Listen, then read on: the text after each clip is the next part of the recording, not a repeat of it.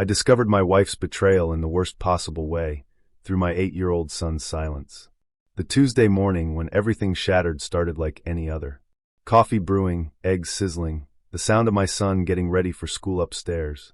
But what I didn't know was that by sunset, I'd be holding my child as he finally broke down and told me everything.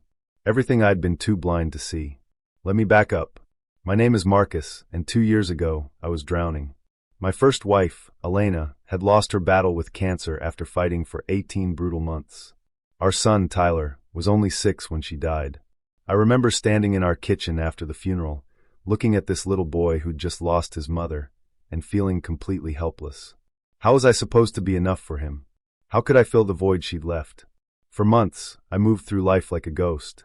Work, home, Tyler's school, repeat. My colleagues at the architectural firm where I worked noticed.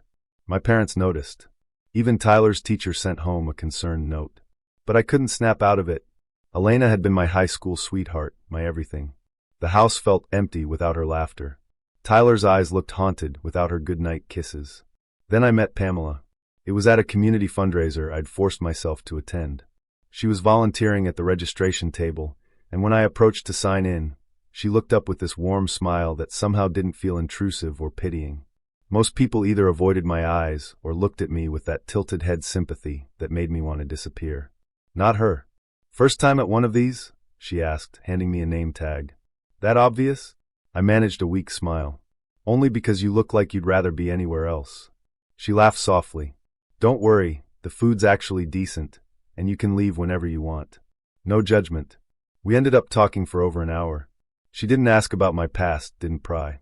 We discussed architecture, her work as a dental hygienist, favorite movies, terrible traffic in downtown Seattle. For the first time in 8 months, I felt like Marcus again, not just the widower or Tyler's struggling dad. Over the next few weeks, Pamela and I started seeing each other. Coffee dates, dinner when my parents could watch Tyler, long phone calls after he went to bed. She listened when I finally opened up about Elena, never competing with her memory, just acknowledging my loss. She made me laugh again. She made me feel alive. After 2 months of dating, I knew I needed her to meet Tyler. I was terrified. What if he rejected her? What if he saw her as trying to replace his mom? What if she didn't connect with him? The meeting happened on a Saturday afternoon at the park. I'd told Tyler that my friend Pamela would be joining us, keeping it casual. He'd been quiet lately, withdrawn, but his therapist said that was normal for grieving children. Pamela showed up wearing jeans and a casual sweater, carrying a soccer ball. Smart move. She came prepared but not overdoing it with gifts that might feel like she was trying to buy his affection. "Hey Tyler," she said, crouching down to his level. "Your dad tells me you're pretty fast. Think you could beat me in a race to that tree?" Tyler looked at me uncertain. I nodded encouragingly. He shrugged, and before Pamela could start counting, he took off running. She laughed and chased after him, letting him win but making it look close enough that he grinned, the first real smile I'd seen from him in weeks. They kicked the soccer ball around while I watched from a bench. It wasn't magical or perfect. Tyler was still reserved, still quiet, but he wasn't hostile. When Pamela asked him about his favorite video game, he actually answered in more than one-word responses. When she asked if he wanted ice cream, he looked at me for permission but then nodded yes. The afternoon ended with Tyler falling asleep in the car on the way home, exhausted from running around. Pamela followed us back to the house to pick up her car. "That was good, right?" she asked me at her car door, looking genuinely uncertain. "He seemed okay?" He smiled. I said, feeling emotion tighten my throat. "He actually smiled, Pamela. You have no idea what that means." She hugged me then, and I felt something I hadn't felt since Elena died, hope. Over the next few months, the three of us spent more time together. Pamela never pushed, never tried to be Tyler's mom. She was just there. Patient. Kind. She'd play video games with him, help him with homework when I was running late from work, make his favorite mac and cheese the way he liked it with extra cheese and breadcrumbs on top. 7 months after our first meeting, I asked Pamela to marry me. Tyler had told me just a week before, in his quiet, serious way, "Pamela's nice, Dad. Mom would want you to be happy." His blessing meant everything. The wedding was small, intimate. My parents came, her sister flew in from Boston, and Tyler was my best man, wearing a tiny suit that made him look impossibly grown up. Pamela cried during the vows. So did I. Tyler stood between us as we exchanged rings, and I felt like maybe, just maybe, we could be a family again. For the first few months of marriage, everything seemed fine. Better than fine. Pamela moved into our house, bringing warmth and organization that had been missing. She planted flowers in the garden Elena had loved. She cooked family dinners. She asked about my day, listened to my work stress, supported my projects. But something started changing with Tyler. It was subtle at first. He'd always been on the quieter side since losing his mother, but this was different. He stopped talking almost entirely. When I'd ask about school, I'd get one-word answers. When I'd suggest we play basketball or video games, he'd say he was tired. He started spending all his time in his room. I told myself it was a phase. He was 9 now, maybe entering that preteen stage where kids get moody. My workload at the firm had increased significantly. We'd landed a major commercial development project that required 60-hour weeks. I was leaving early, coming home late. Pamela assured me she had everything under control at home. Tyler's fine, she'd say when I'd express concern. He's just growing up. You worry too much. I wanted to believe her. I needed to believe her because I was stretched so thin. The project demanded everything from me. My boss was breathing down my neck about deadlines. I was living on coffee and 4 hours of sleep. Then Tyler's teacher, Mrs. Henderson, called me at work. "Mr. Morrison, I need to discuss some concerns about Tyler," she said, her voice gentle but firm. "Do you have time to come in for a meeting?" My stomach dropped. Is he in trouble? His grade's dropping. Not exactly. It's more about his behavior and appearance. I really think we should talk in person. I left work early the next day, something I'd been avoiding for months, and met with Mrs. Henderson after school. Tyler sat outside the classroom, staring at his shoes while we talked. Tyler has always been a quiet child, especially after losing his mother, Mrs. Henderson began, her hands folded on her desk. But lately, he's become completely withdrawn. He doesn't participate in class. He sits alone at lunch. He flinches when other students approach him too quickly. Flinches? I repeated, alarm bells ringing. Yes. And Mr. Morrison, I've noticed bruises. On his arms, visible when his sleeve rides up during class. Yesterday, I saw what looked like marks on his neck. The room tilted. What are you saying? I'm saying I'm concerned. I'm mandated to report suspected abuse, but I wanted to speak with you first. Is everything okay at home? Everything okay at home? I'd thought so. Pamela was with him every day after school while I worked. She helped with homework. She made dinner. Oh God. I need to go, I said, standing abruptly. I need to talk to my son. Mrs. Henderson nodded, her expression sympathetic. Please do. And Marcus? Whatever's happening, Tyler needs you to believe him. I collected Tyler from the hallway. He wouldn't look at me in the car. When I asked if he was okay, he nodded, but his hands were trembling in his lap. We got home before Pamela. She was supposedly at a dental conference that evening. I asked Tyler to sit with me on the couch. He perched on the edge, like he might need to run. Buddy, I said softly, your teacher told me she's worried about you. I'm worried about you. You know you can tell me anything, right? Anything at all. His eyes filled with tears, but he shook his head. Tyler, please. Has someone hurt you? The tears spilled over. His whole body started shaking. You won't believe me. I will. I promise I will. Whatever it is, I'm your dad. I'm here. You're always working, he whispered. You're never home. The guilt hit me like a physical blow. I know. I'm sorry. The project has been consuming, but that's no excuse. Tell me what's wrong. He pulled up his sleeve. Purple and yellow bruises mottled his forearm in clear finger-mark shapes. Then he lifted his shirt. More bruises on his ribs, his back. I couldn't breathe.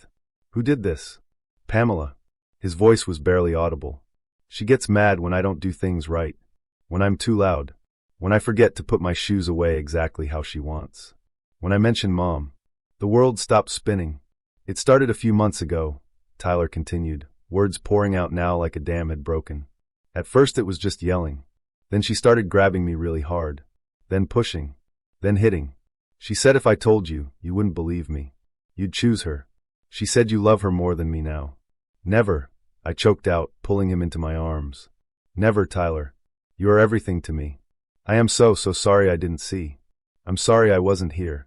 He sobbed against my chest, his small body shaking with years of held-back grief and months of hidden pain. I held him, my own tears falling into his hair, rage building in my chest like nothing I'd ever felt. But he wasn't done.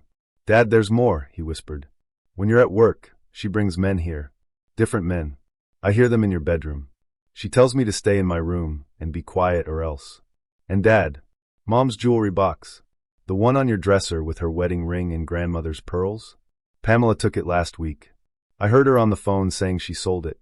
She was laughing about how much money she got. I couldn't speak. Couldn't move. Elena's jewelry. The pieces I'd kept for Tyler to give to his future wife someday. The ring Elena wore as I held her hand during her final breath. Sold. Sold by the woman I'd married, the woman I'd trusted with my son, my home, my heart. I'm sorry I didn't tell you sooner, Tyler cried. I was scared. No, I said firmly, tilting his chin up to look at me. You have nothing to be sorry for. Nothing. This is not your fault. Do you understand me? None of this is your fault. He nodded, but I could see he didn't fully believe me yet. We sat there together until we heard Pamela's car in the driveway. Tyler immediately tensed, grabbing my arm. It's okay, I told him. Go to your room and lock the door. Don't come out until I tell you it's safe. He ran upstairs, and I heard his door lock click. Good boy. Pamela walked in, all smiles and cheerfulness. Hey honey. Conference ran late. Have you two eaten? I can throw something together. Sit down, I said, my voice cold and flat. Her smile faltered.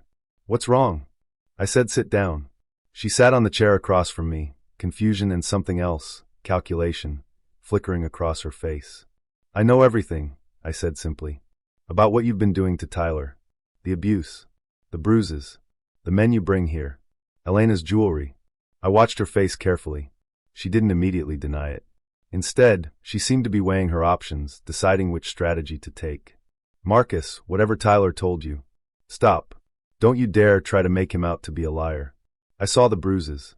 Finger-shaped bruises, Pamela. On a 9-year-old boy. She switched tactics, tears suddenly appearing. I never meant to hurt him. He just makes me so frustrated sometimes. He's so difficult, so closed off.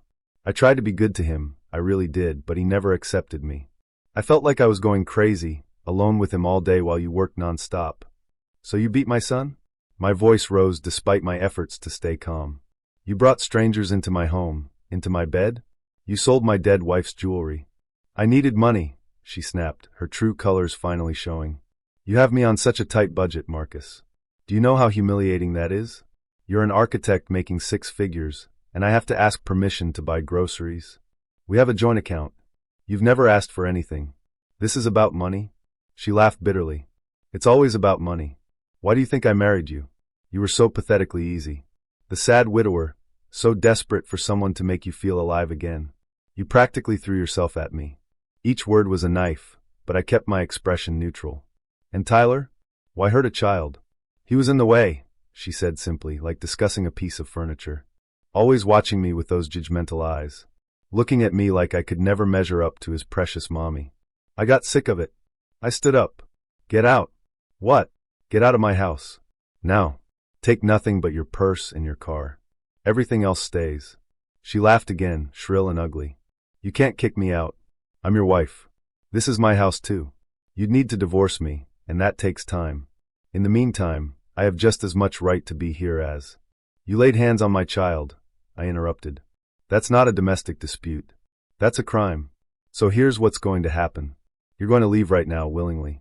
Or I'm calling the police, showing them the photographs I just took of Tyler's injuries, and you'll leave in handcuffs. Your choice. Her face went pale. You wouldn't. Try me. You have 60 seconds to decide. She stood, grabbing her purse, her face twisted with hatred. You'll regret this. I'll take you for everything in the divorce. I'll tell everyone you were the abusive one.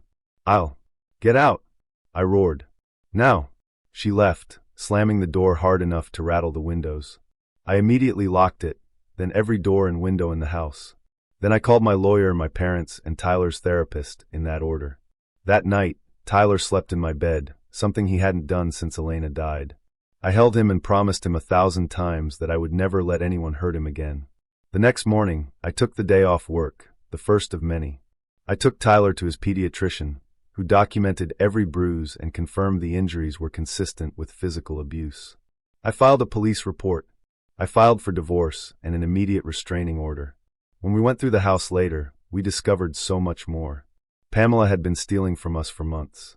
Small things at first, cash from my wallet, gift cards, expensive groceries that never appeared in the house. Then bigger items. Electronics. Tools from my workshop. My late wife's belongings. Elena's jewelry box was empty. Every piece she'd owned, her engagement ring, her grandmother's pearls, the diamond earrings I'd given her on our 10th anniversary, the gold locket with Tyler's baby picture inside, all gone. I filed an additional police report for theft. Pamela had pawned most of the items at 3 different shops around Seattle. It took weeks, but I managed to track down and repurchase almost everything. The locket was gone, sold to someone who'd already left the state, but I got back the most important pieces. The divorce proceedings were brutal. Pamela fought for alimony, for half of everything, claiming she'd been a devoted stepmother. She tried to paint me as a neglectful workaholic who'd left her to raise a troubled child alone. Then the prosecution brought in Tyler. I'll never forget watching my 9-year-old son sit in that courtroom, small and pale, telling a judge what Pamela had done to him. He spoke in a quiet, steady voice, describing the hitting, the names she called him, the times she locked him in his room for hours. How she told him his mother would be ashamed of him. How she said I'd chosen her over him. Tyler's teacher testified. His pediatrician testified. The therapist I'd immediately started taking him to testified. The evidence was overwhelming. Pamela's lawyer tried to argue that Tyler was an unreliable witness, that he was a troubled child acting out, that the bruises could have come from anywhere. But the medical evidence was clear. The pediatrician had noted that the injuries were consistent with adult hand shapes and recent, not from playground accidents or rough play. When the pawn shop records came in, showing Pamela had sold over $15,000 worth of Elena's jewelry, using her real ID, her case collapsed entirely. You could see the moment her lawyer realized he had nothing to work with. The judge awarded me full custody, not that Pamela was fighting for it. She was denied any alimony or division of assets beyond what she'd brought into the marriage, which was almost nothing. The judge cited her abuse of Tyler and theft of marital property. But I wasn't done. The district attorney's office pursued criminal charges against Pamela for child abuse. With Tyler's testimony, the medical evidence, and the photos I'd taken, she was convicted of third-degree assault of a child and theft. The judge sentenced her to 18 months in county jail, followed by 3 years of probation. She was also ordered to pay restitution for all of Elena's jewelry, even the pieces I'd managed to buy back. Every penny she'd gotten from selling my late wife's memories. As they led her away from the sentencing hearing, Pamela looked back at me one last time. No tears, no remorse. Just cold calculation, probably already planning her next move, her next target. I didn't feel victorious. I felt exhausted and sick and angry at myself for not seeing it sooner. For working so hard that I'd missed my son's suffering. For being so desperate for companionship that I'd brought a monster into our home. Tyler and I started therapy together, in addition to his individual sessions. We talked about guilt and blame and trust. His therapist was incredible, helping him understand that adults are responsible for adult choices, and that he'd been incredibly brave to finally tell the truth. I cut back my hours at work dramatically. The big project was completed, and I told my boss I needed a more sustainable schedule or I'd have to find another job. To his credit, he understood. He had kids too. Tyler and I started having breakfast together every morning before school. Dinner together every night, no exceptions.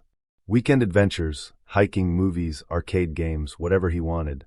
Slowly, painfully slowly, I watched my son come back to life. He started talking more, smiling more. He made a friend at school, a kid named Danny who liked the same video games. He tried out for Little League and actually made the team. One evening, about 6 months after Pamela went to jail, Tyler came into my home office where I was finishing up some designs. "Dad."